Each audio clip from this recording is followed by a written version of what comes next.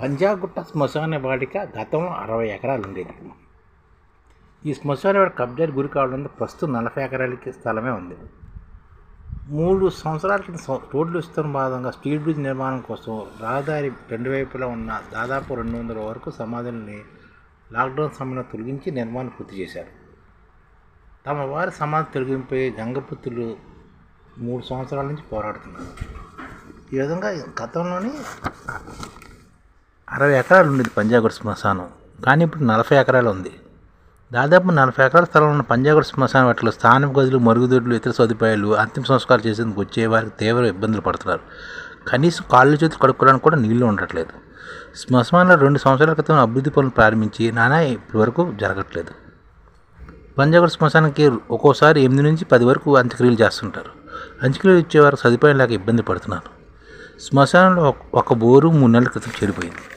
దాని స్థానంలో కొత్తది ఏర్పాటు చేస్తామని చెప్పినా ఇప్పటివరకు ఏర్పాటు చేయలేదు. స్నానాలు చేసేందుకు గతంలో పురుషులకు, స్త్రీలకు వేరువేరు స్నానాల గదులు ఉండేవి. వాటిని అభివృద్ధి చేసేందుకు నిధులు మంజూరు కాగా పాత వాటిని కూల్చి 2 సంవత్సరాలైనా పనులు చేస్తున్నా ఇంకా పూర్తి కావట్లేదు. మహిళలు దుస్తులు మార్చుకునేందుకు కూడా గది కోసం శ్మశాన కార్యాలయం కోసం కేటాయించిన నిధులు సరిపోకావు. మరికొన్ని నిధులు మంజూరు చేయవలసి ఉన్నా మంజూరు కాకపోవడంతో చాలా ఇబ్బందులు పడుతున్నారు. అలాగే శ్మశానం చాలా 40 ఎకరాల్లో ఉంది, కానీ ఉపయోగించుకోవట్లేదు. దీన్ని 60 ఎకరాలు ఉండేది గతంలో, ఇప్పుడు అంతా తగ్గిపోయింది.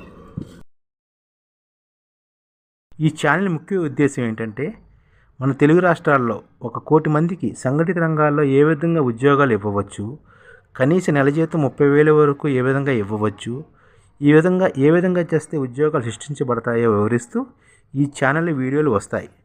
అలాంటి వీడియోలు మీకు కావాలంటే మన ఐడిఎఫ్ భాస్కర్ ఛానల్ని సబ్స్క్రైబ్ చేసుకోండి. ఐడిఎఫ్ అంటే ఇండియన్ డెవలప్మెంట్ ఫోర్స్. ఈ వీడియోలు చూసిన తర్వాత మీకు నచ్చితే లైక్ చేయండి, మీ ఫ్యామిలీ మెంబర్స్కి షేర్ చేయండి, మరియు మీ ఫ్రెండ్స్కి షేర్ చేయండి. Thank you. నమస్కారం.